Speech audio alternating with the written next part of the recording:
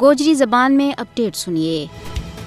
بھارتی فسطائی مودی حکومت کا ظلم و جبر قہر سامانی بربریت کی وجہ نال کشمیر ایک زندہ جہنم میں تبدیل ہو گیا ہے۔ ہر بکھی وحشت کو راج ہے، کسی نے بھی اس کو حصہ لینے کی ہرگز اجازت نہیں ہے۔ مودی حکومت کشمیر میں ریاستی دہشت گردی کی مسلسل مہم کے ذریعے سیاسی اختلافات نہ دبا رہی ہے۔ مودی حکومت بلا روک ٹوک نے حتیٰ آزادی پسند کشمیریوں کے خلاف بدترین مظالم جاری رکھی ہوئی ہے۔ RSS کی پاڑی بھی مودی حکومت اپنی خونخوار تحقیقاتی ایجنسیاں نہ کشمیریاں نہ دہشت زدہ کرنے واسطے استعمال کر رہی ہے۔ یہ ظلم و ستم آج ہی نہیں بلکہ پچھلی 7 دہائیوں تو بدستور جاری ہے۔ بھارتی غاصب حکومت نے دفعہ 370 کی منسوخی کے بعد اپنا جابرانہ ہتھ کنڈا میں بے انتہا بادو کر دیتے ہیں۔ چھاپا، محاصرہ، قتل و غارت گری اور اس جنگ کی پامالی ایک روزانہ کو معمول بن گیا ہے۔ بھارتی جبر نے کشمیر نہ اس کا بسنیکاں واسطے ایک زندہ جہنم میں تبدیل کر چھوڑے ہوئے ہے۔ بھارتی درندہ صفت فوجی کشمیریاں نہ کردہ جرائم کی پاداش میں قتل کر کے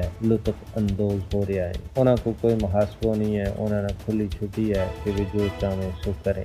آخر دنیا کد توڑی اس ظلم و جبر پر چپ رہے گی؟ عالمی امن کا ٹھیکیدار کد توڑی لمی تان کے ستا رہے گا؟ تجزیہ نگاراں کو کہنا ہے کہ اگر انصاف پسند دنیا نے بھارت کا خونی ہاتھ روکن میں اپنا کردار ادا نہ کیو تو کشمیر میں لگن والی آگ نہ صرف جنوبی ایشیا بلکہ ساری دنیا نہ اپنا کیرا میں لے گی۔ امن کا سارا رستہ کشمیر تو ہو کے گزرے یا توڑی مسئلہ کشمیر نہ کشمیریوں کی مرضی کے مطابق حل نہیں کیو جا تو امن ایک خواب ہی رہ گئے۔